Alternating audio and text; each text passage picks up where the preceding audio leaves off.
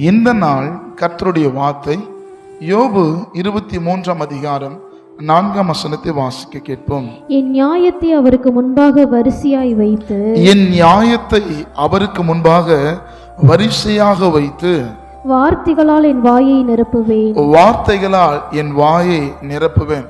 இரண்டு விதமான பிரச்சனையை அங்க யோபு வாயினால அறிக்கை செய்கிறார். ஒன்று, பிரச்சனைகள் அதிகமா இருக்குது. அந்த பிரச்சனைகள் 1 2 அல்ல. அவன் சொல்லப்படுகிற காரியம், என் பிரச்சனைகள் வரிசையா சொல்லத்தக்கதான அதிகமான உபத்திரவத்தை நான் நடக்கிறேன்.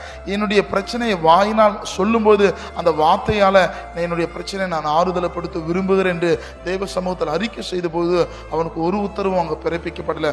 ஒருவேளை நீங்க அநேக இடத்துல புலம்புறீங்களா, யோபு போல கலங்குறீங்களா? பயப்படாதீங்க. கர்த்தர் உங்கள் சத்தத்தை கேட்பார். கர்த்தர் உங்களோடு கூட இருக்கிறார். ஆமென்.